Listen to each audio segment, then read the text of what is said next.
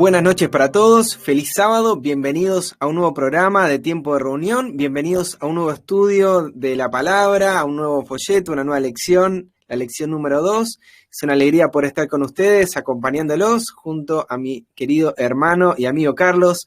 ¿Cómo andas, Carlos? Buenas noches. Buenas noches, Leandro, buenas noches, hermanos, para mí una ¿Todo alegría. Sí, todo bien, gracias a Dios, una alegría poder estar compartiendo nuevamente en las lecciones, ¿verdad?, de Tiempo de Reunión y un gozo, ¿verdad?, esta nueva lección que estamos teniendo. Totalmente. Mucha alegría de poder compartir estos temas.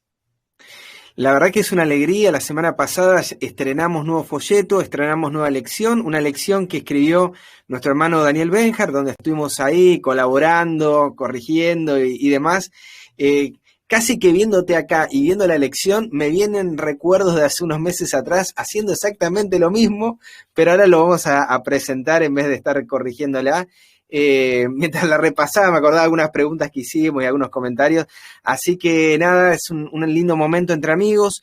Es un folleto que está armado sobre todo para que se cumpla lo que dice la sierva con respecto a la función de la escuela sabática, que tiene que ver con un material misionero, ¿sí? Esa es nuestra idea, ese es nuestro deseo, que podamos salir imbuidos de la palabra y podamos salir a compartirla, tener herramientas para poder compartirla con aquellos que la necesitan, que esto no sea una secta de grupo de aquellos que nos juntamos a estudiar temas de la Biblia, sino que sea realmente eso, ¿no? Una verdadera escuela donde salgamos formados para compartir estos temas a un mundo que no sabe de esto, ¿sí? No sabe de que hay una Biblia, o que lo sabe, pero no la ha estudiado, o que incluso hasta en sus iglesias la tienen, la saben, pero no saben cómo estudiarla. Bueno, todo este material va a estar dirigido a todos, ¿sí? E incluso a estos servidores que en algún momento también hemos estado estudiando la Biblia y no hemos estado 100% afilados. Bueno, seguimos afilando un montón de estos puntos. Así que bienvenidos todos. Sepan que este folleto lo pueden descargar de la página web de tiempodereunión.com. Y no me acuerdo otra cosita más para decir de aviso. Creo que en 2 semanas tenemos nueva luna, así que, bueno, nada, ahí enganchense a la programación de Tiempo de Reunión. Vamos a estar en el chat comentando y saludándolos. Gracias por escribir, gracias por mandar sus saludos, ¿sí? No se olviden de dejarnos de dónde nos están escribiendo y gracias por compartir este enlace, ¿sí? Carlos, no sé si me estoy olvidando de algo en la introducción, creo que está todo bien. Arrancamos entonces porque es un tema largo y nos gustaría presentar varias cositas, pero antes vamos a hablar con nuestro padre, a agradecerle y a pedirle para que nos acompañe en este estudio. Así que bueno, en reverencia los invitamos a buscar a nuestro Dios. Buen Dios y Padre de amor, alabamos tu nombre, llenos de gozo, llenos de alegría, porque tú has sido bueno para con nosotros y nos permite una vez más juntarnos para repasar la lección, para aprender, Señor. Y sabemos que tú tienes mucho para enseñarnos, aun cuando ya nos has enseñado mucho, todavía hay un mundo por conocer. Y queremos, Padre, que tú seas nuestro instructor por medio de tu Santo Espíritu, con cada uno de nosotros, Señor, y para que tú prepares también nuestros corazones, para que tú hables a nuestra mente y nosotros podamos ser impresionados por tu Espíritu y solamente comentemos y hablemos aquellas cosas que provienen de inspiración tuya, Padre. Queremos pedirte que también bendiga a todos nuestros amigos que nos acompañan, que tú bendiga a su familia y que este programa sea para edificación de todos nosotros. Estas cosas agradecemos, Padre, en el nombre de Cristo Jesús. Amén. Amén, Señor. Amén. Bueno, como ya anuncia la pantalla y ustedes lo vieron desde la presentación, desde un inicio, hoy vamos a estar estudiando la lección número 2, titulada La Biblia, la Palabra de Dios. La lección número 2 para mañana, para 14 de enero, pero bueno, estamos hoy 13 de enero, pero ya arrancamos el sábado, ¿sí? Así que vamos a estar ahí estudiándola. Lo tenía que hacer con mi hermano Jonathan Falcón. Quiero agradecer a Carlos, que nuevamente ahí nos está acompañando, y mandar un saludo a Jonathan. Ya en breve lo estaremos haciendo juntos estos programas. Me hubiese gustado muchísimo, pero bueno, sé que ahí hay otra ocupación. Te mando un cariño grande y saludos también para tu esposa y tu familia. Vamos a iniciar con 3 secciones. La primera de ellas, esta lección trata acerca de cómo definimos la Biblia y cómo está compuesta, ¿sí? Acerca de definición y composición. Y sobre definición hay una pregunta. Carlos, no sé si querés ahí arrancar. Yo ya hablé un montón ahí. La primera pregunta para ir cambiando. dice, ¿qué significa la palabra Biblia de acuerdo al diccionario? Entonces, ahí tenemos de la Real Academia Española. Total. Sí, de la Real Academia Española tenemos que dice, la primera definición dice del latín tardío Biblia y del griego ta Biblia, literalmente los libros. El segundo punto dice... Sí, no sé cómo está reducido. Es con más inicial en... Bueno, no importa. Sí. Vamos al primero. Sí, luego dice... Conjunto de escrituras sagradas formado por el Antiguo y el Nuevo Testamento, de las cuales el Antiguo Testamento es común a los judíos y cristianos y el Nuevo Testamento es aceptado solo por los cristianos. Y la segunda definición que da es obra que reúne los conocimientos o ideas relativos a una materia y que es considerada por sus seguidores modelo ideal. Sobre la palabra Biblia es plural de biblos. En griego, biblos significa libro. Y Biblia es el plural de biblos que significa libros. Entonces, es como una biblioteca, ¿no? El singular tiene que ver con el rollo que se hacía del papiro, de la palabra biblo, ¿no? De la ciudad, que también es una ciudad fenicia, que es donde se producían estos rollos. Es muy interesante. En la semana me puse a ver, yo sé que había un montón de cosas para hacer, pero me puse a ver un video de cómo se hacen los papiros, y si tienen tiempo y no lo sabían, esto de que se pela la caña, que se corta en tiritas, que se deja reposar una semana en agua, que la otra semana se va poniendo una arriba. Es todo un proceso muy... Es un arte. Sí, 21 días más o menos lleva entre es una secado, y quedaba buenísimo. O sea, yo me quedé pensando, al día de hoy, Carlos, y me encanta que... Yo dije esto de Jonathan, pero me encanta haberlo hecho este programa con un historiador, ¿sí? Hoy en día, los manuscritos que nos quedan del pasado fueron hechos en este tipo de material. Digo, hoy en día estamos con el pendrive, bueno, ya no, está todo en la nube, pero...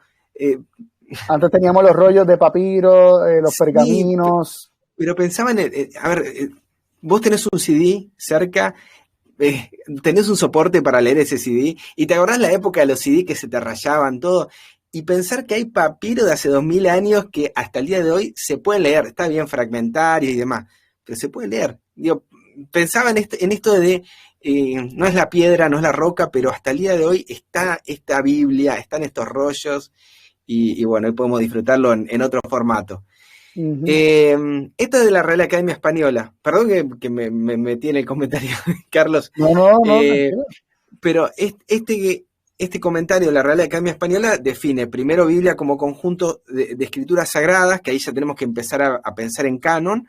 Y el segundo punto, vieron que de todo lo que es importante se habla de la Biblia de esto, ¿no? O sea, es como un libro importante. Cuando hablan de la Biblia de la computación, de la Biblia de la música, es como el libro más importante de algo. Bueno, toman el origen en esto, que la Biblia es un libro muy importante para la gran mayoría del mundo, sobre todo ahí habla del mundo judío y cristiano, y en una parte del Nuevo Testamento solo aceptado por cristianos. Por lo menos este es mi comentario, Carlos, de este punto. No sé si querés que pasemos. Sí, pasemos a la próxima. La otra definición es de la Wikipedia, que bueno, ahí un poco nos adelantó Carlos con el comentario, ¿no? La Biblia, del griego Biblia, libros, del latín Biblia, en hebreo, bueno, no tiene la puntuación, no me pidan ahora, es un conjunto de libros canónicos que en el cristianismo y en otras religiones se considera producto de inspiración divina y un reflejo o registro de la relación entre Dios y la humanidad. Pregunta, de los que nos están escuchando, ¿tienen otro significado? ¿Lo buscaron de otra manera? Anótenlo ahí en los comentarios que lo vamos a estar leyendo. Estos son los dos más importantes: Real Academia Española y Wikipedia, por lo menos las que se me ocurrieron a mí. No sé si me olvidé de alguna, Carlos, que te parezca a vos también. Está como... No, a mí me llama la atención el hecho de que cuando hablamos de Biblia o de libros o de escrituras sagradas, hay como un reconocimiento de una importancia, ¿no? Independientemente de la persona sea creyente o no, como mencionaba la segunda definición de la Real Academia Española, ya se le otorga una importancia a los escritos. Y eso en conexión con, ¿verdad? Me viene a la mente la historia de cómo se ha confirmado, cómo fue el proceso de aceptar dentro de un canon ciertos libros. Todo ese proceso me viene a la mente, y me viene a la mente lo que mencionaste ahorita de la preservación, de cómo ha sido preservado estos papiros, por ejemplo, y cuando hablamos de los rollos del Mar Muerto, por ejemplo, que confirmaron que lo que se tenía era fiel, lo que se tenía miles de años después era fiel.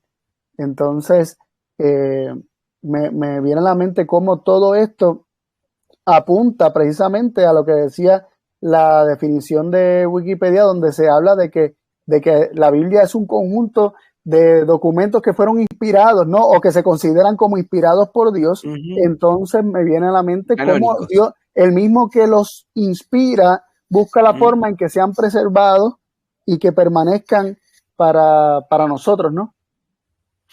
Hay un elemento humano que es el que siempre se utiliza para despreciarla, ¿no? ¿Quién juntó esos libros? Pero está bueno este elemento divino de preservación del registro que nos llega hasta hoy, y creo que ahí es donde esa historia material hace agua, en algún sentido, cuando no podemos ver que hay un Dios que está interviniendo en la historia, ¿sí? O sea, no es solamente hombres que por diversos intereses lo hicieron, sino que hay un Dios que estuvo cuidando de cada cosa, cada detalle, y bueno, de ahí un poco lo que estuvimos viendo. Hay algo más que aparecía con respecto a la palabra Biblia, lo comento rapidito, y que tiene que ver con que se utiliza por primera vez en un libro deuterocanónico, ¿sí? Deutero viene, o sea, es el segundo canon, ¿sí? Y de estos libros, Primera de Macabeos 12:9, utiliza allí esta expresión en la expresión cuando dice teniendo nuestro contentamiento en los santos libros, dice la versión del Oso, ¿sí? Y la Diosa habla hoy, dice, pues buscamos nuestro apoyo en los libros sagrados que poseemos. ¿Qué nos quiere decir? Que ya el pueblo judío en el siglo II antes de Cristo, siglo II, siglo III, mal no recuerdo, utilizaban la expresión Biblia para referirse a la escritura, ¿sí? Al Antiguo Testamento como conocemos hoy en día. Desde ahí se empieza a utilizar esta expresión. Sí. Me llamó la atención, ta Biblia, ta agia. Los libros, literalmente en griego, los libros, los sagrados. Así. Lo presenta así, como los libros, los sagrados. Y pues nosotros lo traducimos, ¿verdad?, al castellano, los libros sagrados. O la Biblia Sagrada, o la Santa Biblia, como la mayoría de las Biblias tienen grabado al frente, ¿no? Santa Biblia. La Biblia. Quedaría medio raro. Sí, por eso, que es como un ajuste al castellano, ¿no? Pero sí, totalmente me llama la atención cómo en Primera de Macabeos ya se está utilizando la expresión Biblia en conexión a lo que se consideraba y lo que se tenía ya como el canon del Antiguo Testamento, ¿no? A mí me llamó la atención, ya vamos a hablar, que la Biblia del Oso está citando una Biblia protestante, está citando Primera Macabeos y le da validez a estos pasajes que estamos leyendo, ¿sí? Para poder ver varias cositas. Hoy vamos a hablar de eso. Pregunta 2, no sé, Carlos, si querés ahí iniciar con la lectura. Leemos. La pregunta dice, ¿en qué dos grandes partes se divide la Biblia? ¿Cuál es el evento que marca ambas divisiones? ¿Cuántos libros componen cada sección? Son, no, una pregunta, son varias en una, ¿no? Y leemos lo primero. ¿Querés leerlo o querés comentarlo? Por las O dudas, lo porque es largo. comentamos, sí. Dale, Sí. es la Wikipedia. Sí, se nos presenta de las dos grandes partes que se divide la Biblia, el Antiguo Testamento compuesto por 39 libros y el Nuevo Testamento compuesto por 27, habiendo algunas variaciones dependiendo de qué tipo de Biblia, ¿no? Ahí se nos presenta la Biblia católica, la Biblia ortodoxa, tienen diferentes libros apócrifos que nosotros conocemos como apócrifos, ¿verdad?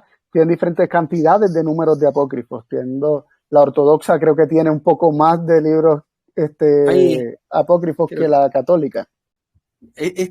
Perdón, Carlos, esta sería la versión protestante, la que utilizamos nosotros, ¿sí? La que ustedes van a agarrar, la versión 60 o demás, King James, aparece ordenado de esta manera, Génesis, Éxodo, Levítico, Número, Deuteronomio, y de ahí, como ustedes van viendo en su Biblia, y el Nuevo Testamento lo mismo, evangelios, históricos, cartas paulinas, cartas generales, proféticas.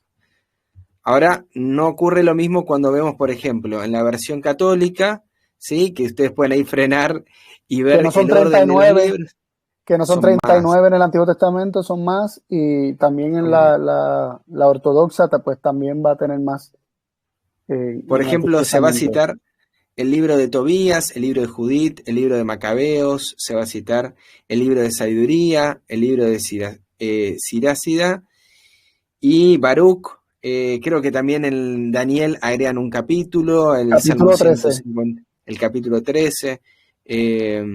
Hay varias modificaciones, igual en la ordenación griega, ¿sí? En la de la Septuaginta, hay otra ordenación, y también en la hebrea, si ustedes buscan una Tanaj, van a encontrar otro orden, ¿sí? Donde está la ley, están los profetas y están los escritos, es decir, los salmos los van a tener al final, antes de la lectura de los, no sé, Amós, antes de Joel. Es muy raro, ¿no? Porque uno está acostumbrado a la lectura de una manera, y bueno, tenían otro orden, y ya vamos a ver por qué ese orden. Aún así, el punto acá, por lo menos en lo que aparece en la pregunta 2, tiene que ver con que hay un canon, ¿sí? Y ese canon que al día de hoy tenemos, bueno, perdón, me voy a meter en la historia del canon y nos vamos a ir por la rama. Yo ya sé que nos sale todo esto, vamos a avanzar por otro punto, pero es muy interesante que lo podamos ver, ¿sí? Y tener certeza, como decía Carlos, que hubo una inspiración con respecto a todo esto y tiene un propósito por el cual hoy lo tenemos de esta manera organizado, ¿sí? Pero me gustaría también que no cerrarnos a esta visión también de cuando hablamos de Biblia. Vamos a hablar con un católico y vamos a hablar con un judío y nos va a presentar su Biblia y nos vamos a hacer una sorpresa, y está bueno tener estas visiones y entender el por qué, ¿sí? ¿Cuál es el evento que marca ambas divisiones, Carlos? Perdón que ahí te frené y no te puedo escuchar. Sí, tenemos el ministerio de Jesús, ¿no? La vida de Jesús, el verbo hecho carne. ¿Verdad? Hay unas versiones, Carlos, no sé si viste la versión Thompson de la Biblia, y que marca en la mitad, hay una hoja donde hace una división entre Antiguo y Nuevo Testamento, y tiene una mirada muy dispensacionalista. Sí. De todo lo que era el Antiguo Testamento, y a partir del Nuevo Testamento tenemos ahora toda una nueva mirada. Sí. Y está buena esta pregunta para plantearnos estas cosas. ¿Qué es lo que marca esa división? O sea, ¿es Cristo o es pactos? ¿O hay otras cosas? Sí, en la Biblia física obviamente pues lo marca el hecho de que Cristo vino, ¿no? Cristo vino a este mundo, el Hijo de Dios se hizo carne y habitó entre nosotros. Sin embargo, el hombre, el que hace la marca, dando a entender que son dos cosas distintas. Si nosotros leemos, creo que en Juan, creo que en el capítulo 1, que dice que la ley vino por Moisés, pero la gracia vino por Jesucristo, nos daría la impresión de que ese pero nos daría la impresión de que son dos cosas opuestas, que una cosa Juan es 1:17. Juan 1:17, pues nos daría la impresión de que Moisés, que queda en el Antiguo Testamento, era una cosa, en cambio, como si lo que Jesús vino a traer fuera otra cosa, y esa palabra pero no va ahí. La palabra pero es suplida, ¿no?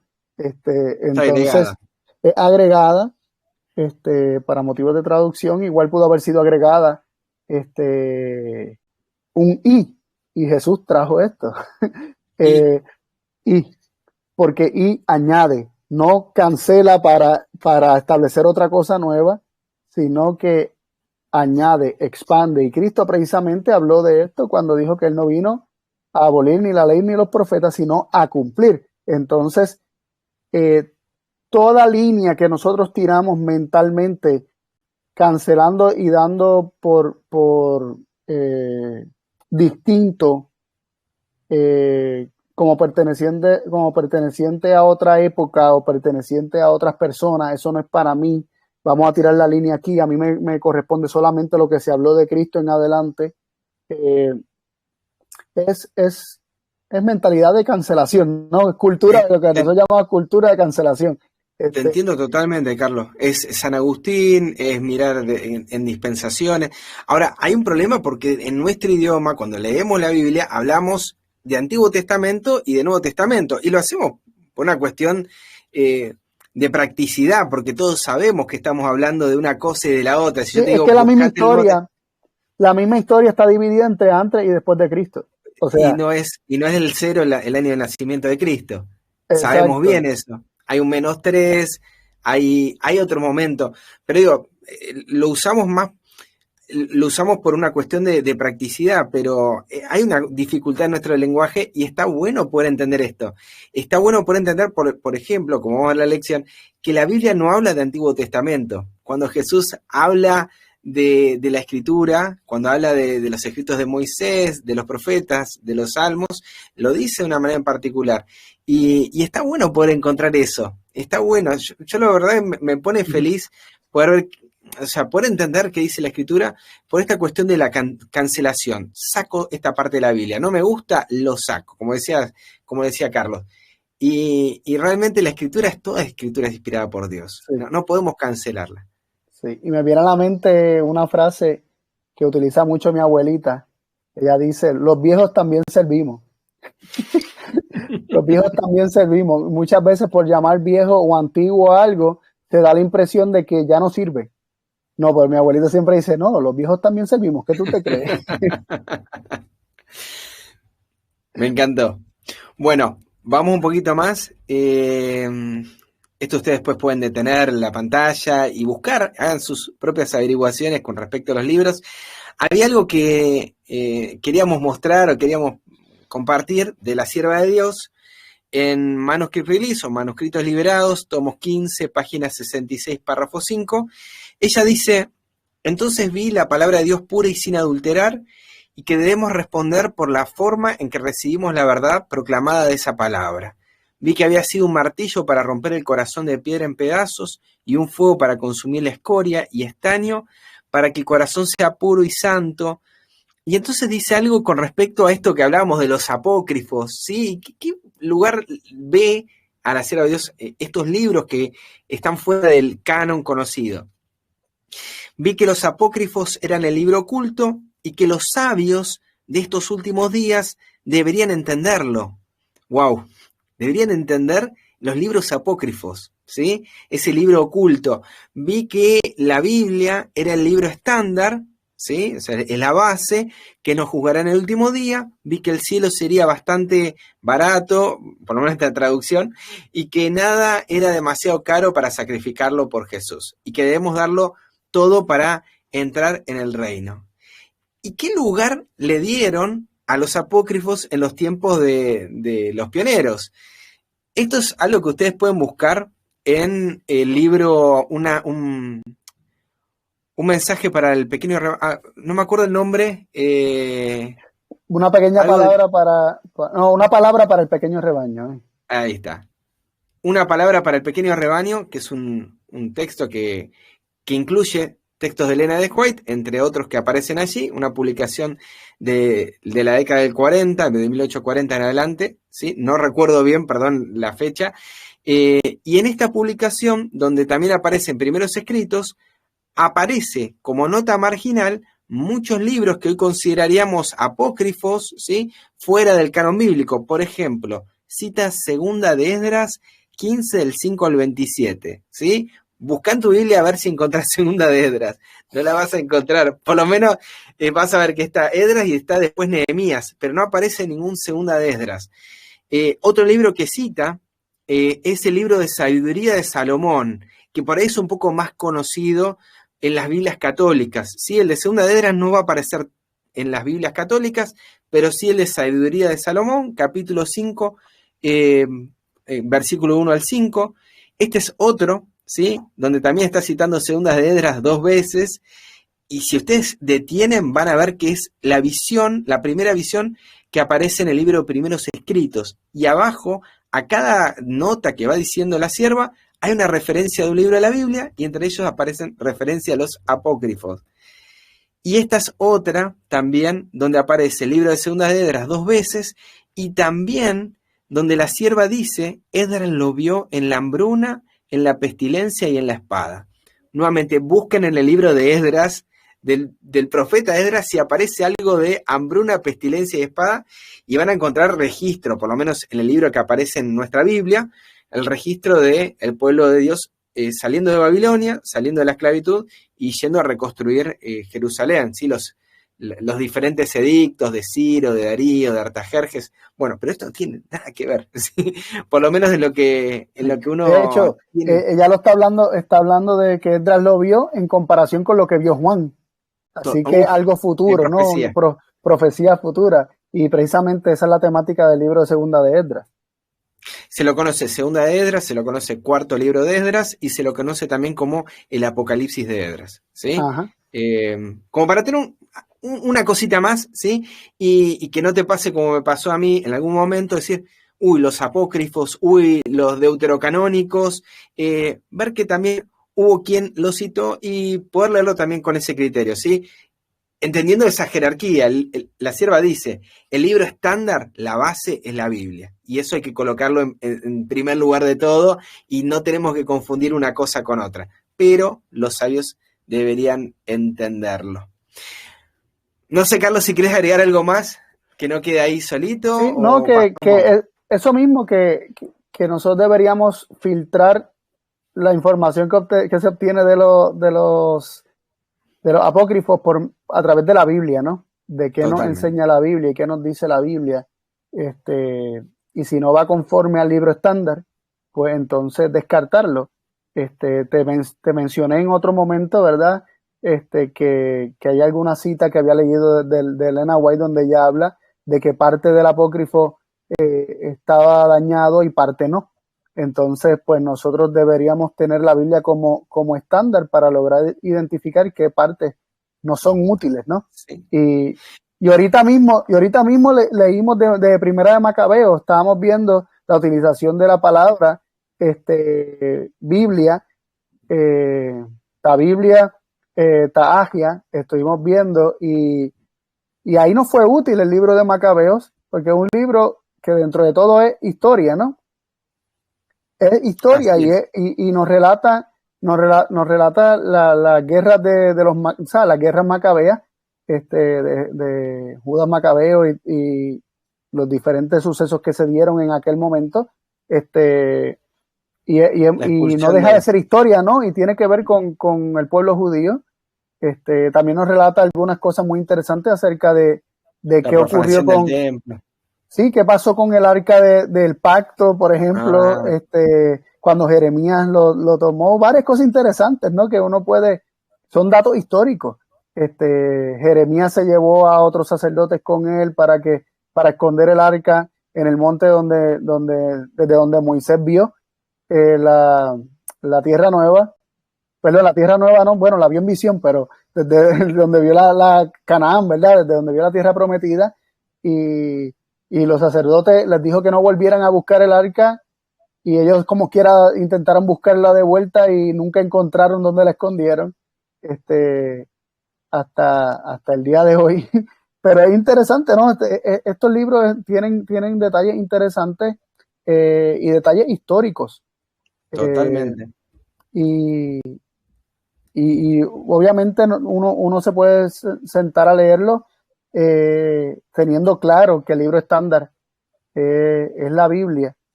Pensando en eso, Carlos, en esta cita, vos fíjate que ella dice algo y después dice, ve a Joel, ve a Jeremías, ve a Daniel, ve a Habacuc, ve a Sofonías y ve a Segunda de Esdras. O sea, en jerarquía, primero presentó todo lo que dice la Escritura y después va a los libros de apócrifos, diríamos nosotros, y está bueno poder verlo de esa manera, ¿sí? O sea, que no ponerlo en el primer lugar.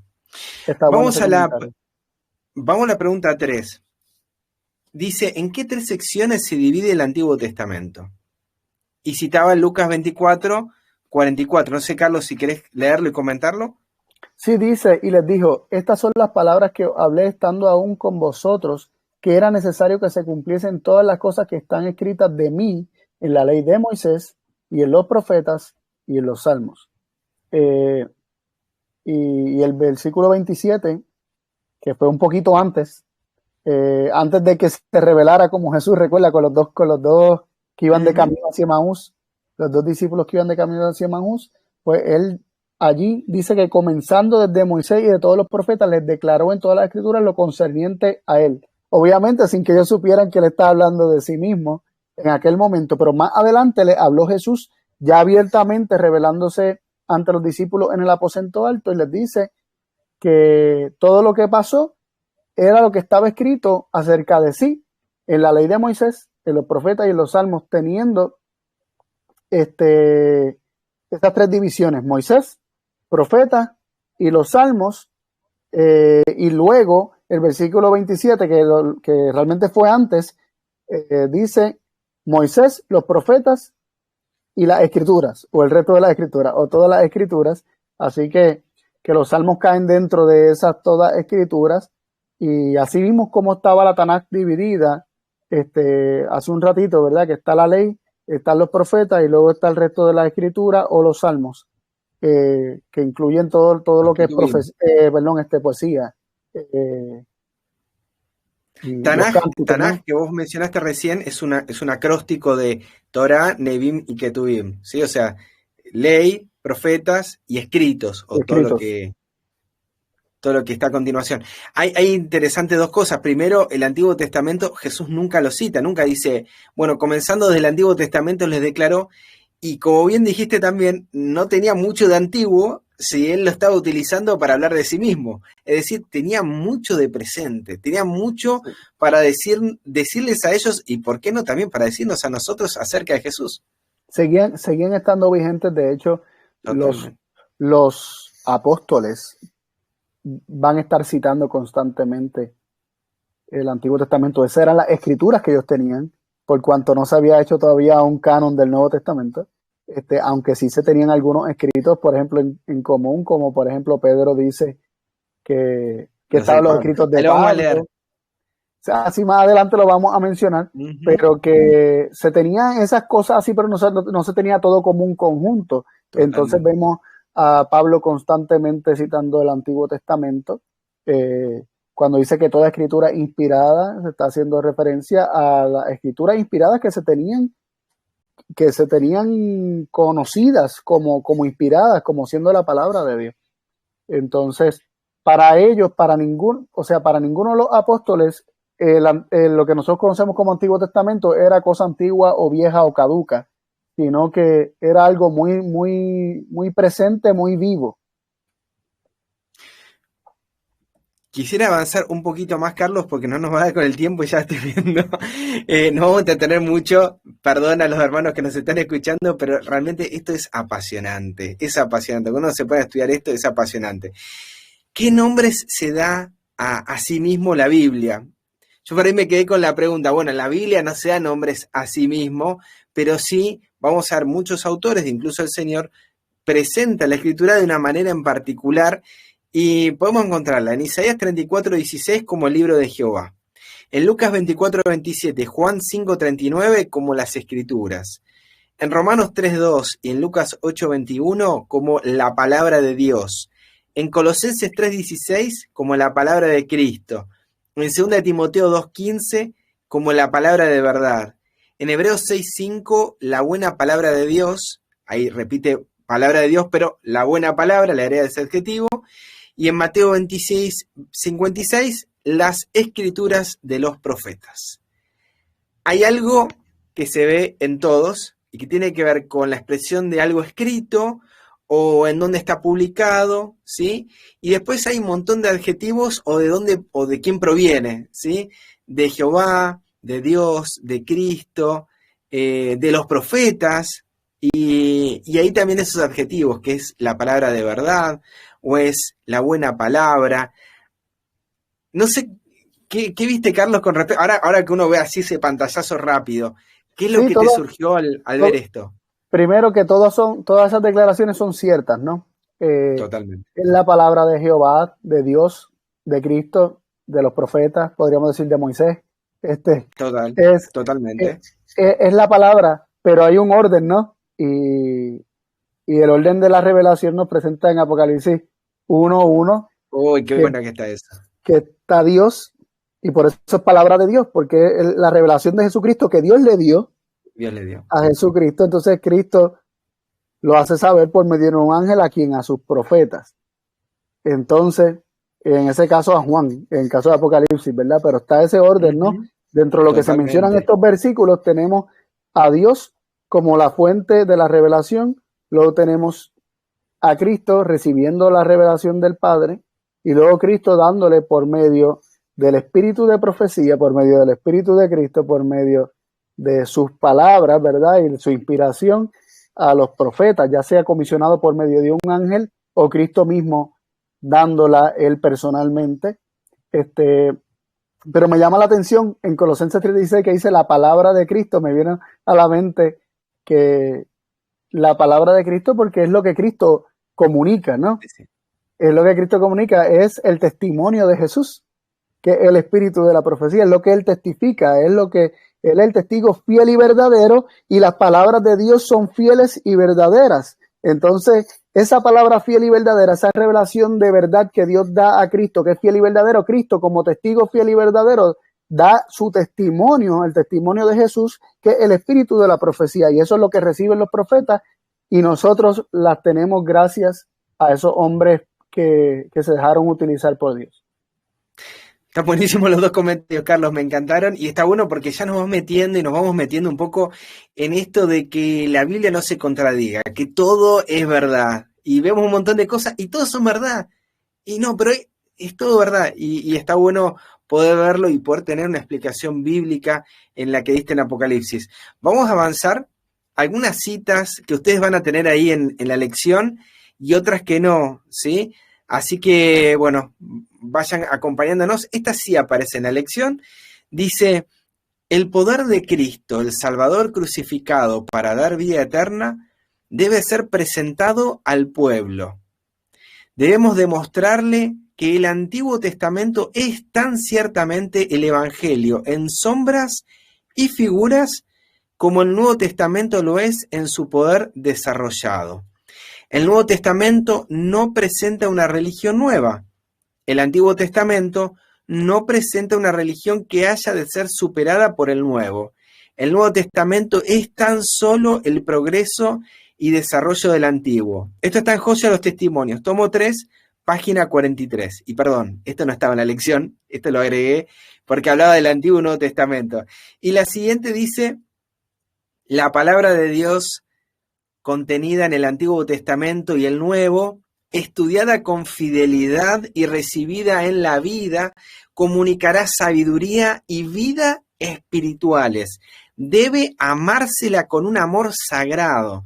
La fe en la palabra de Dios y el poder transformador de Cristo capacitan al creyente para realizar sus obras y para vivir gozosamente en el Señor. Mismo libro, mismo tomo, página 426. Creo que, no sé si me sirve agregarle algo de mi parte.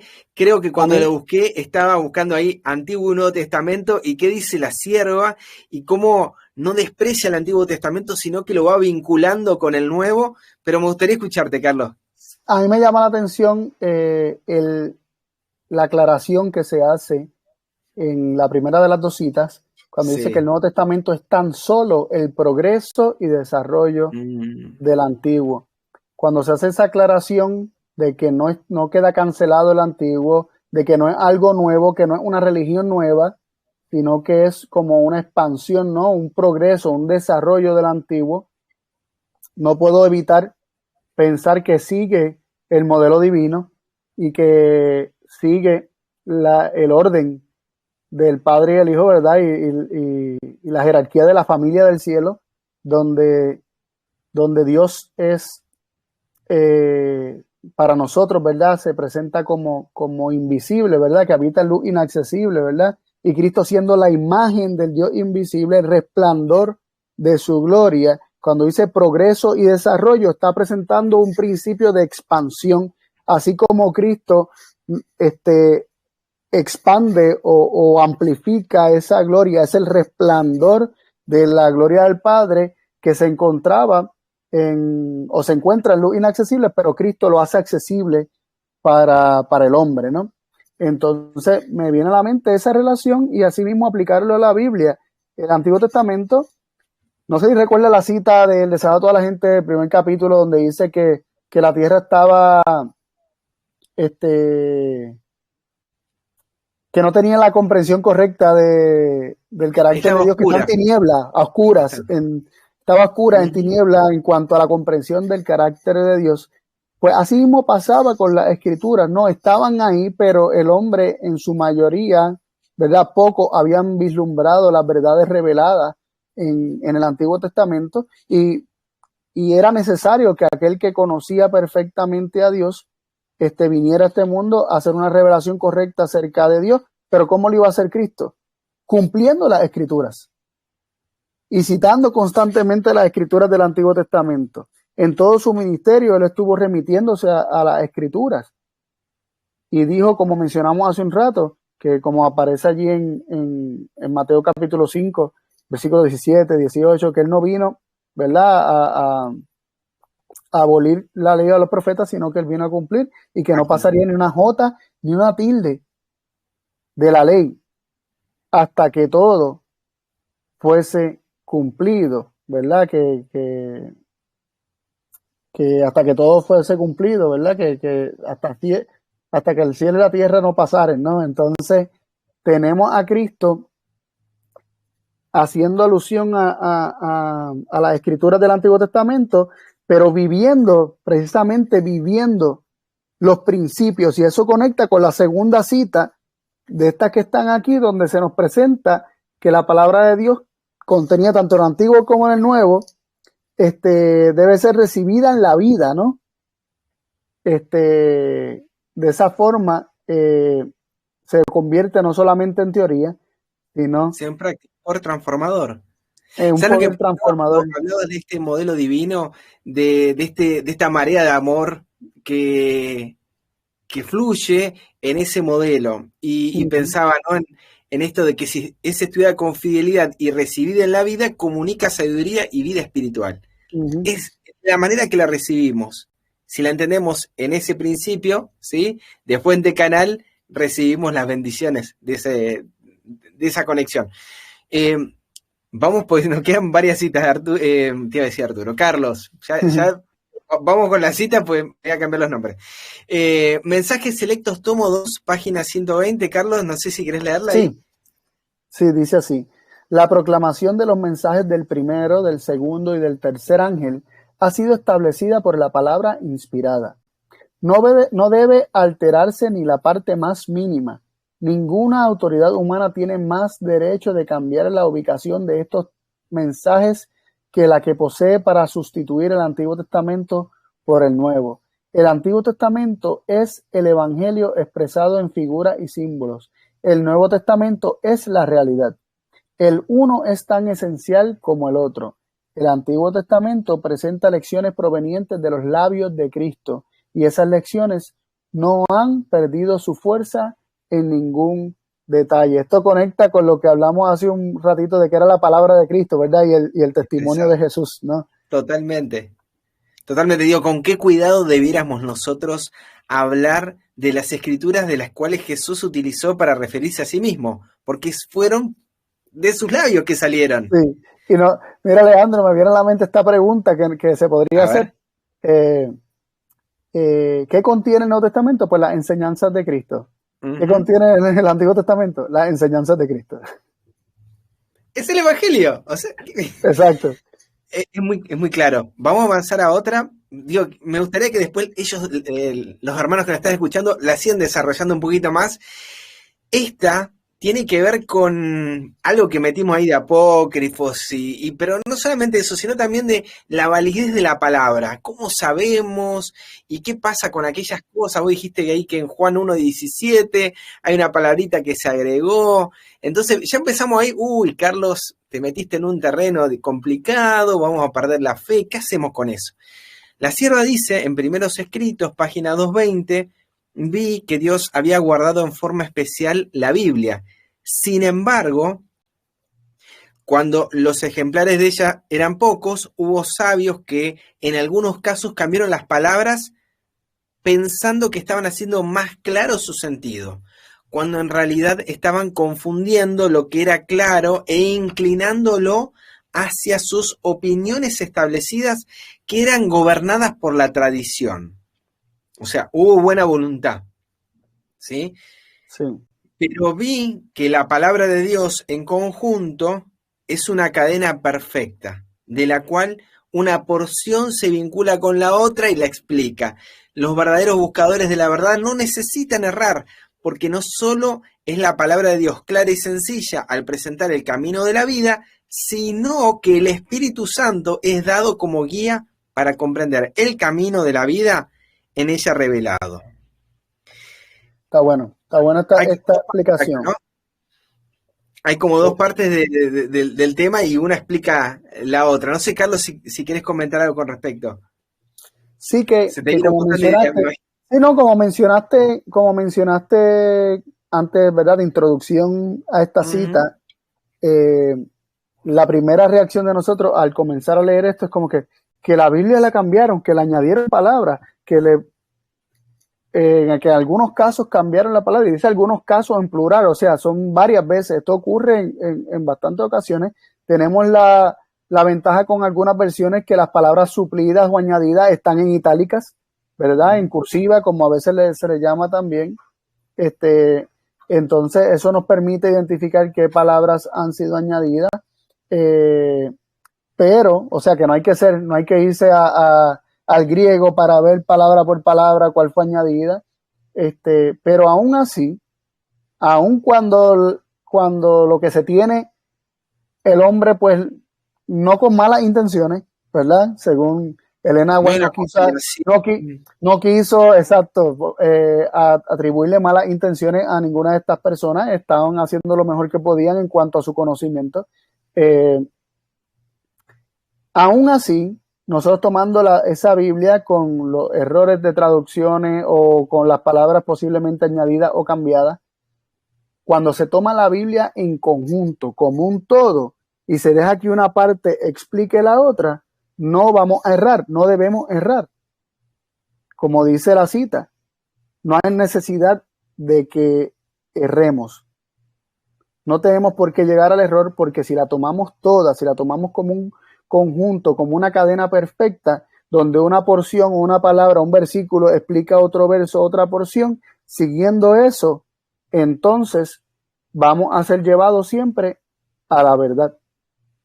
Esto es una pregunta, Carlos, que se hace de forma frecuente. Yo sé que a vos también te deben estar llegando los mismos comentarios. Carlos, recomendame alguna Biblia, porque no me quiero confundir leyendo una y después tener que cambiar y ver otra y después ver otra. ¿Cuál es la versión perfecta? ¿Cuál es la mejor de todas las Biblias para comprarme ahora? Y la cita ayuda mucho a explicar esto. No es una respuesta única en cuanto a qué Biblia comprar, pero sí en cuanto a que, bueno, uno puede tener una versión donde tengan estos cambios hechos por estos sabios y sin embargo eso no implica, no la invalida, ¿sí? El mismo Señor nos habla por medio de esa Biblia, por medio de esa palabra. No sé, tenés la Reina Valera 1960, donde en Apocalipsis 22:14 dice, en vez de los que guardan los mandamientos, dice los que lavan sus ropas, pero aún así buscando Apocalipsis 19, qué significa el tener las ropas de los justos, el de tener obras santas, justas, qué la significa. Justicia, es tener la justicia. Entonces uno puede ir guiando, y la misma versión 60 tus me mandamientos son justicia, ¿no? No quiero defenderlo, no quiero defender esa traducción, por favor, pero quiero que me entiendan de que aún en la versión 60 o en la que ustedes tengan, pueden ir buscando y el Espíritu les va a ir mostrando la misma palabra, y la misma palabra, ¿no? De un lado al otro, le va a ser claro y sencillo para explicar estos puntos. No hace falta saber hebreo y griego, no hace falta, bueno, grandes comentarios. Realmente despreciamos el Espíritu de Dios, despreciamos su presencia cuando no lo buscamos a Él y estamos constantemente buscando uno resolver el problema y no dejar que Él nos lo muestre, que nos lo haga claro. Y precisamente así termina la cita, ¿no? Hablando acerca de cómo el Espíritu Santo se nos da como guía en el proceso de estudio. Y así va a terminar la lección. Sé que nos queda todavía, pero así va para ese lado. Va para ese lado. Comunicación directa, verbal y escrita. Lo puse así el subtítulo, no es que lo puso Daniel y estaba así en la Biblia ni en la lección, pero me parecía que en su momento primero escribí comunicación directa y luego indirecta, o primero directa y después. Y yo me pregunto, ¿será que Dios dejó de hablar de forma directa? Después me quedé pensando cuando hice el subtítulo, ¿será que Dios dejó de hablarnos de forma directa? Porque después hay casos donde Dios habla así, ¿no? Por ejemplo, en la pregunta 5, cuando se preguntaba cómo se comunicaba Dios con el hombre, Dios habla directo con Adán. Y no hay un intermediario. Y yo me preguntaba, ¿será que después no hubo esto? Hay un quiebre en la. Perdón, Carlos, voy rapidito a esto, pero en la pregunta 6 hay un quiebre en Génesis capítulo 3, de verso 1 al 9, cuando, obviamente, por el pecado, por la desobediencia, ellos hicieron una división, como dice Isaías 59, ¿sí? Lo leo. He aquí que no se ha cortado la mano de Jehová para salvar, ni se ha grabado su oído para oír, ¿sí? No es que Dios no quiere hablarnos, Dios se fue lejos, es la voluntad de Él que nosotros no escucharlo más, ¿sí? Sino que dice el verso 2, pero vuestras iniquidades han hecho división entre vosotros y vuestro Dios, y vuestros pecados han hecho ocultar su rostro de vosotros para no oír. Y ahí está el punto, ¿sí? Me parece que se hace claro cuando entendemos que no es la voluntad de Dios, sino que es fruto de nuestras decisiones. No, sí. No, que lo vemos manifestado en la misma incidente del versículo anterior de Adán, cuando desobedeció, ¿verdad? Ahí se presenta que Dios habló directamente con Adán. Luego en el capítulo 3 vemos que desobedecen y la voluntad de Dios que fue acercarse. Pero el hombre es quien se esconde y se aleja. Entonces el hombre que no quiere ver el rostro, es el hombre que no puede tolerar la presencia de Dios. Entonces vemos cómo el pecado hace que se oculte el rostro de Dios, siendo el pecado como un muro, como mencionan los salmos, aún los salmos mesiánicos, cuando Cristo habla por medio de David, por ejemplo, en el Salmo 40, en el Salmo 69, en el Salmo 22, Salmo 18, presentan los pecados me han rodeado. En el Salmo 40 dice, y no puedo ver. En el versículo 12 del Salmo 40 lo presenta de esa forma, el pecado mismo siendo como un muro que te rodea y que no te permite ver. Entonces, de esa forma es que queda escondido el rostro de Dios del hombre. Ya el hombre no lo ve, ya el hombre no ni siquiera quiere verlo porque realmente en su condición pecaminosa no puede tolerar. De la misma forma como en Sinaí no se podía tolerar lo que se escuchaba, según lo confirma Hebreos, asimismo, en el Edén no se podía tolerar lo que se podía ver, ¿no? Carlos, en viaje me hicieron varias veces esta pregunta y sé que a vos te la habrán hecho. ¿Por qué Dios no nos habla hoy en día? ¿Por qué Dios hoy no nos habla como le habló a Adán o como le habló, como bien citaste, no nuevamente, aún en pecado Sí. le habló a Adán? ¿Y por qué no nos habla como le habló a tantas personas en la Biblia y en los testimonios también? ¿Por qué? ¿Por qué a mí? Y, Carlos, no sé si quieres responderla. Sí, yo creo que nosotros no somos conscientes de la dureza de nuestro propio corazón. Totalmente. Y no, eso es el primer punto. No somos conscientes de que podemos decir, yo quisiera que me hablara audiblemente, yo quisiera verlo visiblemente, pero realmente hay partes de nosotros muy profundas que realmente no desean eso y no lo quieren. No lo tolerarían. Carlos, el gran punto acá es, ¿por qué no vemos en la palabra a un Dios que nos está hablando? ¿Cuánto tiempo le dedicamos nosotros a buscar la respuesta de Dios en su palabra? ¿Cuánto tiempo nosotros nos acercamos a considerar en oración lo que Dios nos dejó ya escrito para nosotros, para nuestra vida? Creo que hay aversión. Uno cuando dice, ¿estás estudiando la Biblia? Sí, exactamente, te entiendo. Que hable Moisés, no Dios. Que hable. Yo no es que estoy en contra ni del folleto, ni estoy en contra de las matutinas, ¿sí? Las meditaciones de los devocionales diarios, donde está el versículo y abajo una reflexión, y decimos, bueno, esto es todo lo que voy a leer. Yo digo, ¿por qué esa resistencia a ir a la Biblia? ¿Por qué esa resistencia de ir a buscar a Dios? ¿Por qué esa resistencia de escuchar lo que Él ya nos dejó ahí? Y eso es un gran problema, digo, que tiene que ver también con nuestra condición. Y cómo también esto nos está nublando para no ver que Dios ya nos está hablando, que nos está diciendo algo. Y el hecho de que no la tomemos toda, el hecho de que no recibamos toda la palabra como hablada a nosotros, o dada para nosotros, la palabra escrita, la que tenemos para leer, es simplemente un testigo de que no, o sea, si no amamos al prójimo a quien vemos, ¿cómo vamos a amar a Dios a quien no vemos? O sea, esa es la manifestación de que realmente no queremos lo que Dios nos puede revelar. Totalmente. ¿No? Entonces, esto se ha manifestado a través de toda la historia humana. O sea, teníamos comunicación directa, física y audible. Luego se queda verbal, se queda la parte audible después de la caída del pecado. Y en Sinaí sabemos que allí Dios le habló audiblemente a todos, pero ellos rechazaron, no quisieron seguir escuchando audible. Entonces se dio el ministerio de la letra, donde se va a poner entonces por escrito las cosas, y así en respuesta al corazón humano Dios se sigue ajustando a lo que el hombre le da. Si el hombre lo que le da es simplemente escritura, pues vamos a la escritura. No quieres escuchar, no quieres ver, pues vamos a la escritura. Y Dios, buscando alcanzar al hombre, se ajusta a la condición del hombre. Y de hecho, en Isaías capítulo 28, cuando habla de que así les vendrá mi palabra les será mandamiento sobre mandamiento, renglón tras renglón, línea sobre línea, un poquito aquí, un poquito allá, dice que es porque ellos no quisieron oír, y como no quisieron, la palabra de Dios les vendrá de esa forma, un poquito aquí, un poquito allá. Como no la quieres directa, como no puedes tolerar lo que se habla directamente, yo voy a inspirar a los profetas para que escriban poco a poco, para que según tú puedas tolerar, tú vayas recibiendo conocimiento de la verdad poco a poco, pero finalmente que toda la revelación de Jesucristo pueda ser dada al hombre por medio de la escritura. Pero vemos la condescendencia de Dios y su misericordia. Él no me quieres ver, pues me voy. No, él dice, no, pero no me quieres ver, pero por lo menos me escuchas. Pues vamos a hablar. Y no me quieres escuchar, pues por lo menos lee. ¿Entiendes?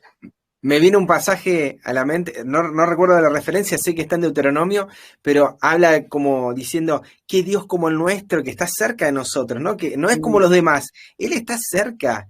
Hay una gran diferencia. Digo, qué bueno que podamos empezar a ver esto acerca de nuestro Padre, de cómo es Él, y empezar a romper un poco todos estos prejuicios que tenemos. Acércate a Dios porque Él ya se acercó, Él ya se te está presentando.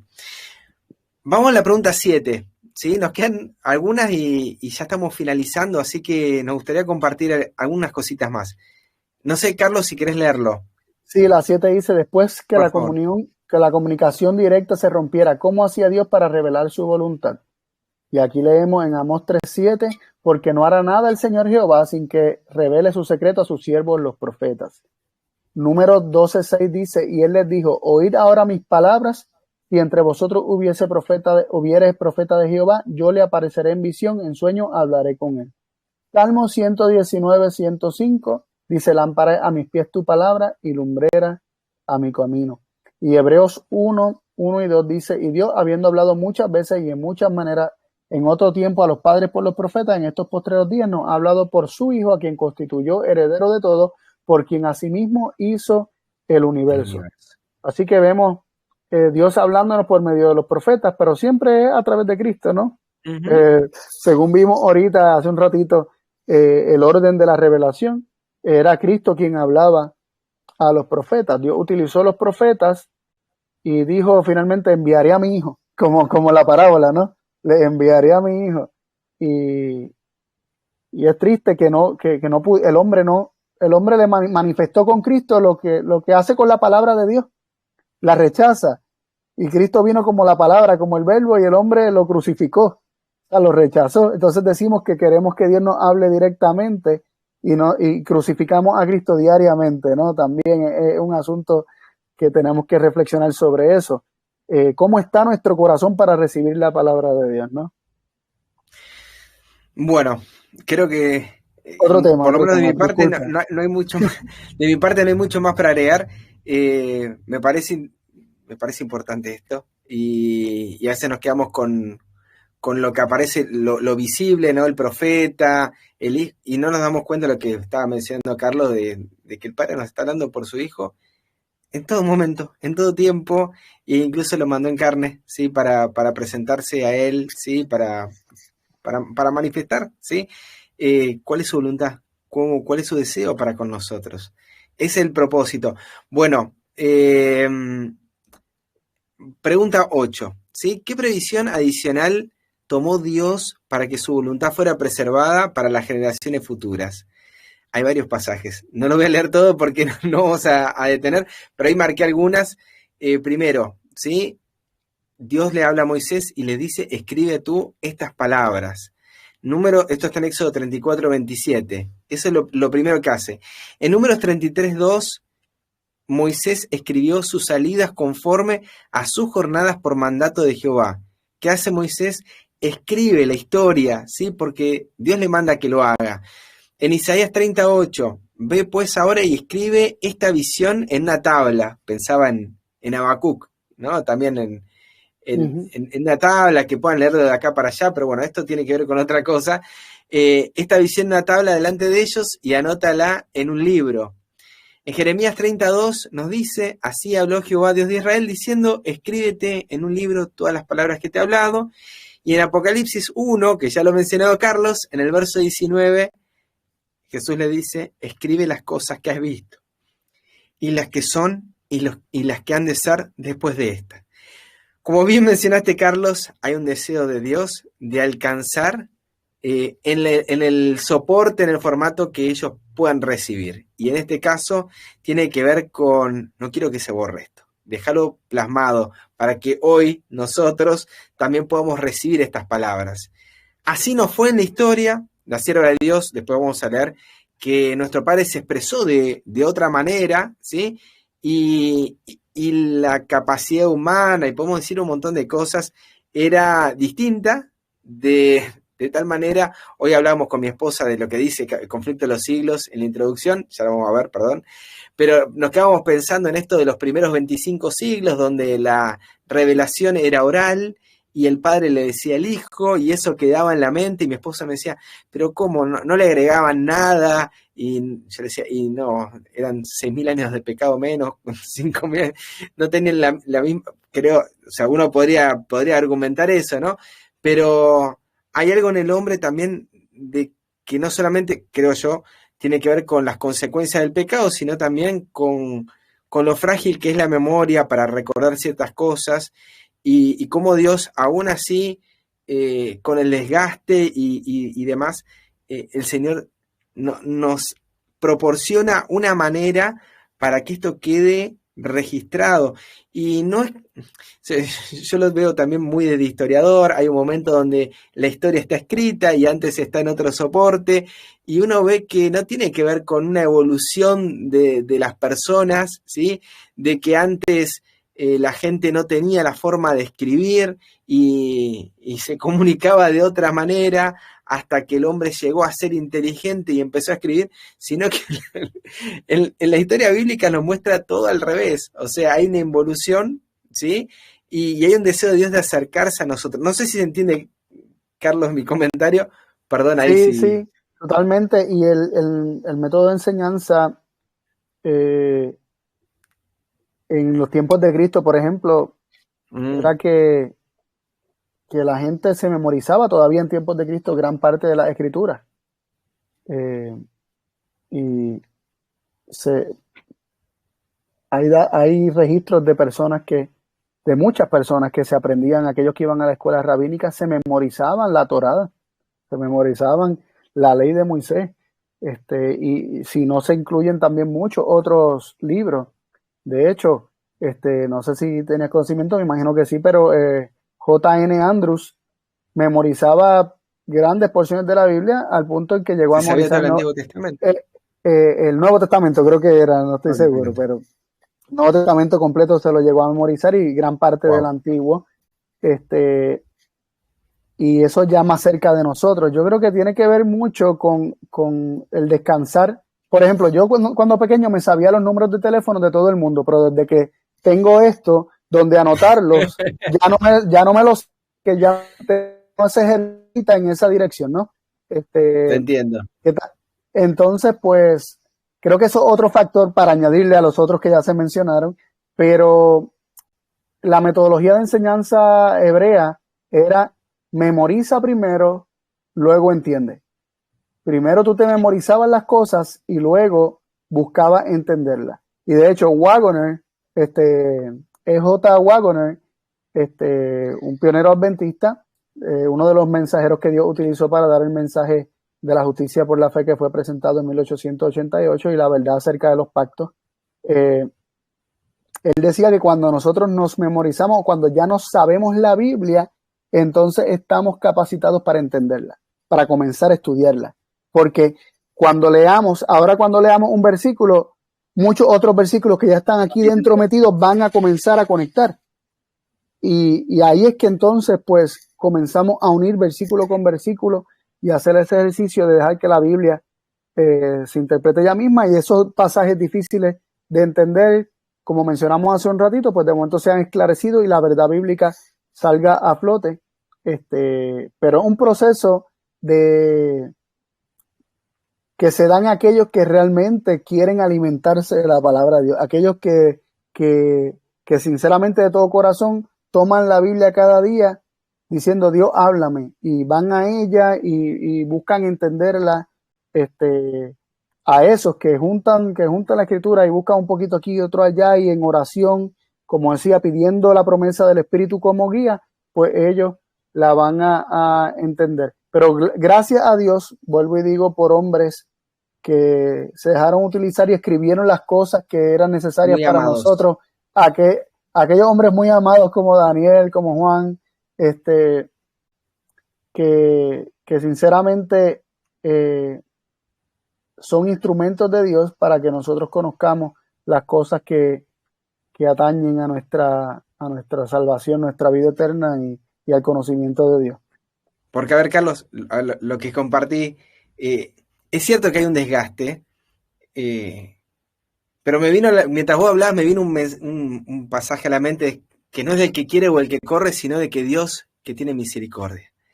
Y hace 100 años una persona se estudió todo el Nuevo Testamento y no estamos tan lejos. Digo, ¿por qué no pensar en esto, no? Me fui del Antiguo Pacto y volví al Nuevo Pacto. Perdón por ese lapsus. Vamos a pasar al siguiente pasaje. Es así, estamos en el aprendizaje. Este era el pasaje que estaba mencionando, esta cita. Por cuestiones de tiempo, yo sé que está en la escuela sabática y no sé, Carlos, qué pensás, pero nos queda muy poquito tiempo para leer lo que queda. Si quieres, continuamos con la próxima pregunta. Sí, yo por ahí comentarla por arriba, lo recomiendo, pero es un poco lo que venimos charlando. Esta es la introducción del conflicto de los siglos, ¿no? Sí. Es tremendo, ese capítulo lo recomendamos que lo lean, hermano. Habla mucho acerca de la palabra de Dios y la revelación, cómo fue dada, así que se lo recomendamos, porque de verdad que es una joya de introducción. Me quedan un montón de cosas por ahí. La que más me gustó de estos párrafos que estaban al principio tiene que ver con esto, de que leo abajo de todo. Ahora bien, como varios de sus autores, mencionando de que escribieron en diferentes épocas y diferentes maneras, varios autores nos presentan el mismo asunto desde distintos puntos de vista, o desde sus puntos de vista, y aspectos diferentes. Puede parecer al lector superficial, descuidado y prevenido que hay divergencias o contradicciones. Allí donde el lector atento y respetuoso discierne con mayor penetración la armonía fundamental. Y esto nos va abriendo un poco el entendimiento para lo que viene en la siguiente sección, ¿sí? De cómo esa armonía la va a presentar esa dirección del espíritu, ¿sí? En el desarrollo, dice, presentada con diversas personalidades, la verdad aparece en sus variados aspectos. Un escritor percibe con más fuerza cierto punto del asunto, comprende los puntos que armonizan con su experiencia y con sus facultades de percepción y apreciación. Otro nota más bien otro aspecto del mismo asunto, cada cual bajo la dirección del Espíritu Santo presenta lo que ha quedado inculcado con más fuerza en su propia mente. De aquí que encontremos en cada cual un aspecto diferente de la verdad, pero perfecta armonía entre todos ellos. Y dice, y las verdades así reveladas se unen en un perfecto conjunto adecuado para satisfacer las necesidades, no de mi curiosidad, sino de los hombres en todas las circunstancias de la vida. Y esto nos salta al punto final, cómo debemos recibir la Biblia, ¿sí? Y hay un pasaje, un versículo de memoria que estaba en la lección y que nos ayuda a responder esta pregunta, pero antes de ir allí, veamos pregunta número 9, ¿cómo consideraban los apóstoles los escritos del Antiguo Testamento y cómo los consideraba Pablo? Esto creo lo presentaste, Carlos, lo había citado, si querés lo mencionamos por arriba. Sí, ¿algún comentario? Sí, aquí el versículo 16, vamos a leer el 16, de 2 Pedro 3. El 16 dice, como también en todas sus epístolas, hablando en ellas de estas cosas, entre las cuales hay algunas difíciles de entender, las cuales los indoctos e inconstantes tuercen, como también las otras escrituras, para su propia perdición. Esto está hablando Pedro acerca de los escritos de Pablo, que escribe según la sabiduría que le ha sido dada, pero que algunas de ellas son difíciles de entender, y los indoctos e inconstantes tuercen para su propia perdición. Pero está diciendo que es el mismo evangelio, es acerca de la misma salvación por medio de Cristo que está predicando Pedro, la que está predicando Pablo. Lo único que Pedro reconoce que Pablo lo habla según la sabiduría que le ha sido dada y Pedro conforme al conocimiento que él ha obtenido, ¿no? Y las vivencias que tuvo con el Señor. Y él mismo reconoce que algunas de estas cosas son difíciles de entender. O sea, hay unas cosas más fáciles que otras, ¿no? Era un académico, Pablo. Bueno, ¿cómo presenta los escritos de Pablo? Son epístolas, pero también habla de las otras escrituras. Digo, si Pedro hubiese querido decir, están las epístolas de Pablo y están las escrituras, lo hubiese dicho de esa manera. Pero me llamó la atención, habla de los escritos de Pablo como escrituras, porque si no, no hubiese dicho las otras escrituras.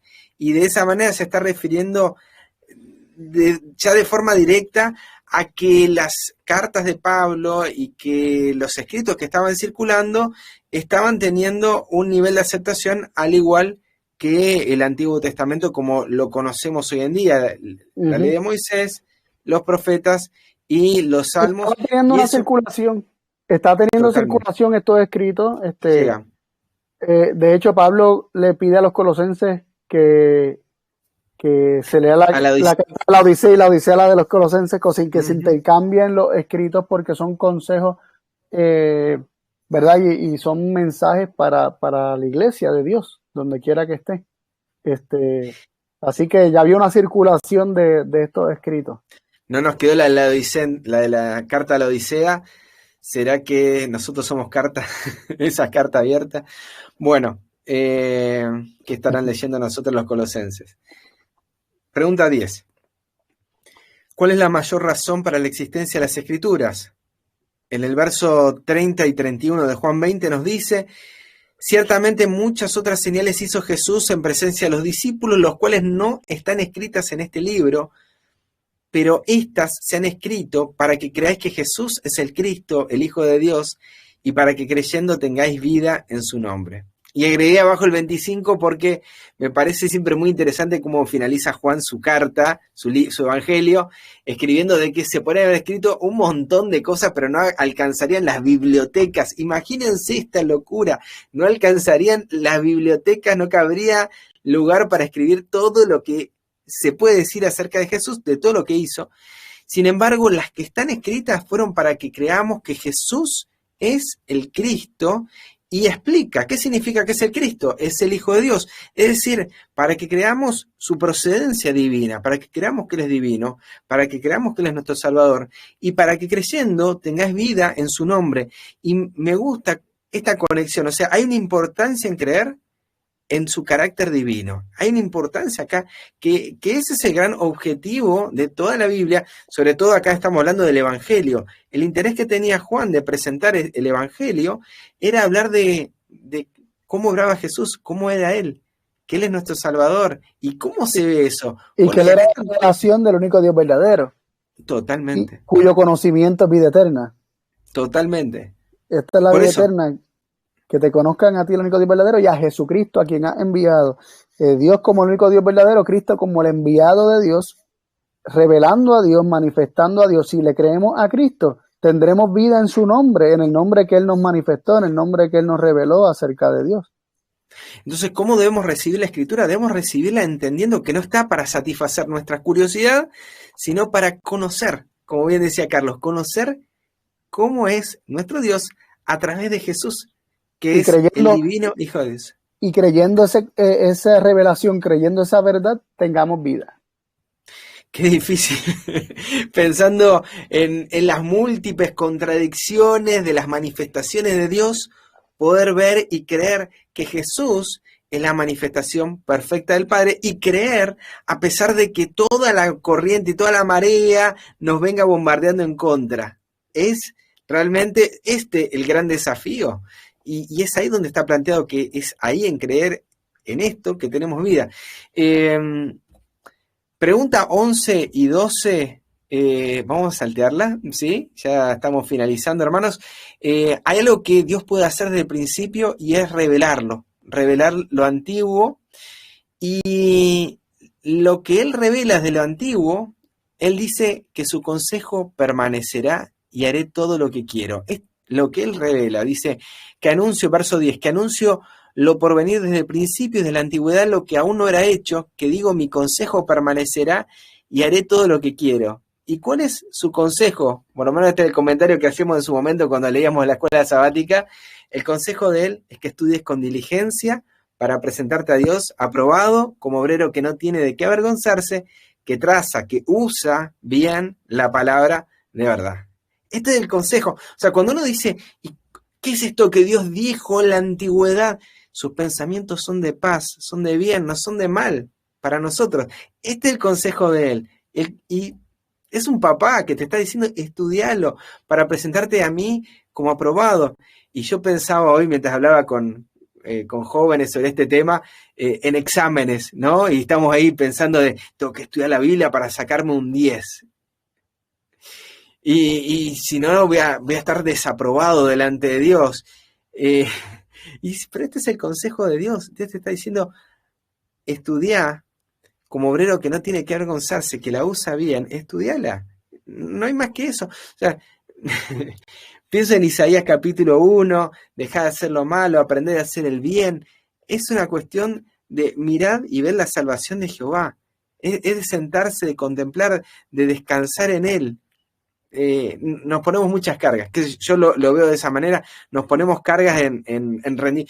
Tenemos experiencia, por lo menos con Carlos, de universitario, y sabemos lo que es estar sentado mucho tiempo para rendir un final y ver de qué es lo que va a hacer ese docente para caerle bien ese día y que caiga en gracia, y lo comparamos a Dios de la misma manera, porque a nosotros nos gustaría después devolverle lo que nos hicieron a nosotros, pero cuando vemos a Dios, que en realidad es el deseo de conocerle para que luego estemos a cuenta, porque Él realmente tiene el deseo de aprobarnos, de limpiarnos, empezamos a ver las cosas un poco distintas. Carlos, ahí ya vamos viendo algunos comentarios finales de la lección. ¿Terminamos ya o nos queda? No, nos queda un pasaje más, pero si querés ya ahí... ¿Querés que avancemos una más? Sí, no, me llamó la atención de este versículo que nos habla de que hay un proceso de estudio diligente, hay un proceso de utilizar bien la palabra de verdad. O sea, la palabra puede ser utilizada mal, pero el consejo también es utilizarla correctamente. Bien. Y más adelante en otras lecciones, pues nos vamos a adentrar en cómo se utiliza correctamente la palabra de verdad, cómo estudiarla diligentemente, cómo escudriñarla, cómo hacerlo de la forma en que Dios quiere que se haga. La misma Biblia va a decirnos cómo se debe hacer. Así que nada, lo quería comentar como para que estén pendientes por ahí a las lecciones subsiguientes, porque vamos a seguir aprendiendo sobre esto. ¿Y cómo debemos recibir la palabra, Carlos? Nos dice ahí en 1 Tesalonicenses 2:13, por lo cual nosotros también sin cesar damos gracias a Dios porque cuando recibisteis la palabra de Dios que oísteis de nosotros, la recibisteis no como palabra de hombres, sino como es en verdad la palabra de Dios, la cual también obra eficazmente en vosotros los que creéis. ¡Wow! Debemos recibirla como la palabra de Dios, no como palabra de hombre, sino como palabra de Dios. Como y cuando se recibe, exacto, como es en verdad, cuando se recibe como palabra de Dios y se recibe de forma personal como la palabra de Dios hablada a mí y la creemos que es la palabra que Dios me está dando a mí, entonces va a obrar eficazmente en nosotros. Es un punto bien, bien interesante. La palabra de Dios no va a ser eficaz, no va a ser viva y eficaz si yo no la recibo para mí. Si cuando yo la leo digo, uy, si fulanito escuchara esto, uy, si yo pudiera. Entonces, si estamos pensando en que esa es la palabra de Dios para otro y que esa no es la palabra de Dios para mí, no va a ser eficaz en mí. Tenemos que recibirla para nosotros, creerla que es la palabra de Dios para mí. Y en la medida que nosotros creamos eso, entonces la palabra va a ser viva y eficaz en nuestra vida. Amén. Y va a limpiarnos y a santificarnos y a lavarnos, que es otra cosa que hace la palabra en nosotros, ¿verdad? Santifícalo en tu verdad, tu palabra es verdad. Y la palabra nos limpia, ¿no? Nos santifica, nos purifica, nos lava.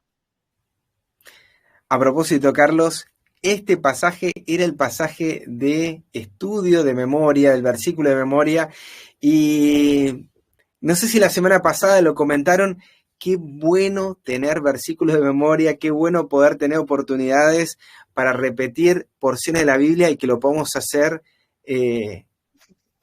quienes continuamos y seguimos leyendo y estudiando la palabra, ¿sí? Sé que cada uno parte de distintos folletos de escuela sabática, nosotros veníamos de uno donde estábamos estudiando preguntas, versículos, y que uno poder detenerse en uno y poder meditar como hizo Carlos recién.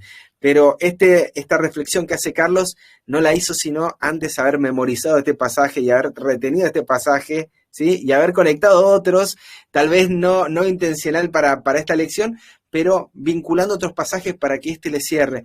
Y esto que ves que hizo Carlos o que puede hacer este servidor, no es porque seamos más sabios que otros, es porque el Señor nos ama y nos sigue revelando esta palabra, y es el deseo nuestro de que también vos la puedas internalizar en tu corazón y que el Señor te siga hablando, esta palabra siga sonando en tu cabeza y Él te hable a vos de forma personal. Digo, esto está buenísimo, Carlos, está buenísimo. Me llama la atención que esto conecta, el tener un versículo de memoria conecta con lo que veníamos hablando, ¿no? Y cómo era la educación antigua, ¿no? Donde todo era memorizado en primera instancia y luego se buscaba comprender todo eso que se tenía memorizado.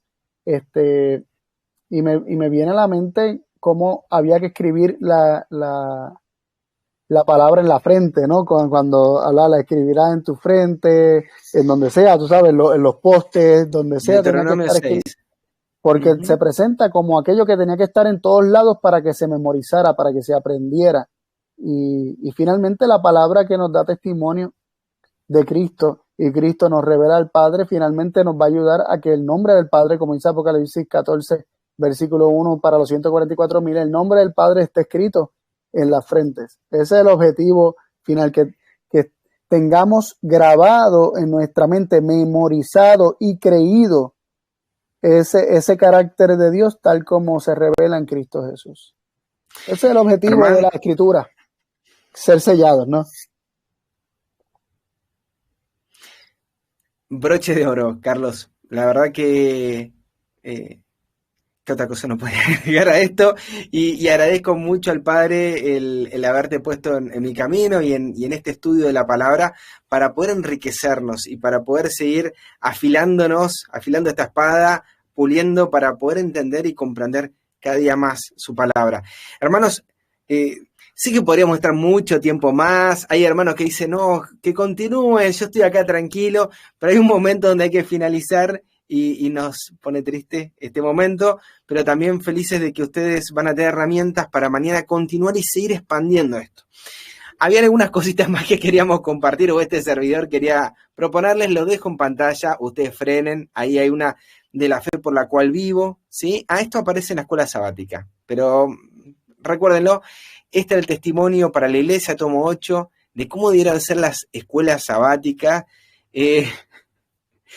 Prestemos atención, me pongo en primer lugar porque a veces nos gusta hablar muchísimo y no dejar que los alumnos, que quienes están estudiando, expliquen ese pasaje. Nos gusta dar sermones y no dar escuela sabática.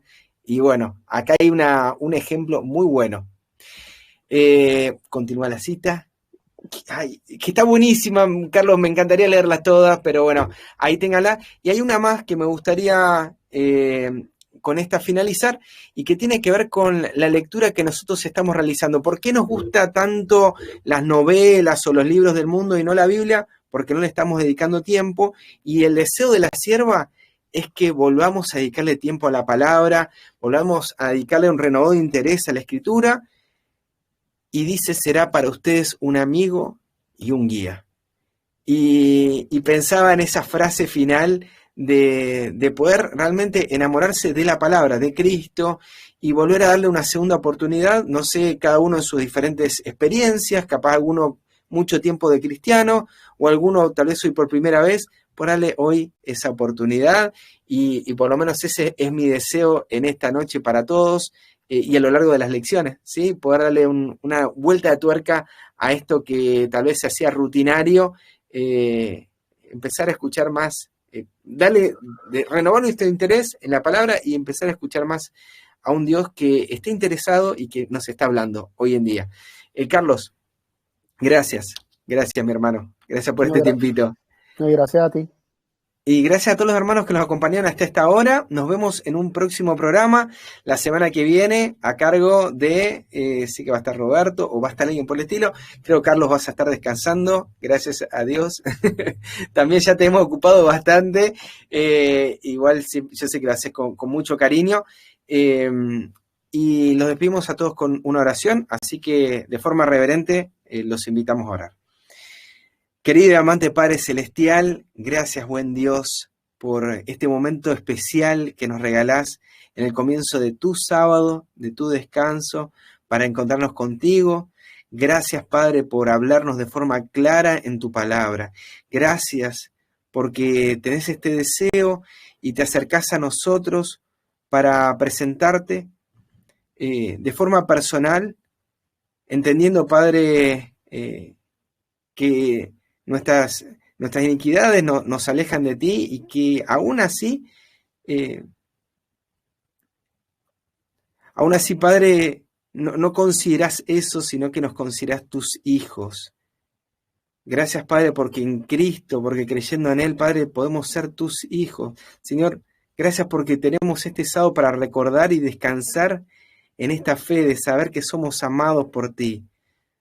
Padre, ruego que tú dirijas a cada hermano, a cada hermana que escuchó esta revelación para poder compartir esta buena nueva con aquellos que están necesitando. Pero primeramente, Padre, que cada uno pueda experimentar, pueda buscarte y saber que eres bueno y que tenés pensamientos de bien y que el gran pensamiento, ese gran consejo que nos dejas es que estudiemos diligentemente tu palabra, que la memoricemos. Padre, rogamos para que nos des ese buen espíritu en nuestro corazón, nos des a Cristo, nos des tu palabra y que esta palabra sea carne en nuestra vida.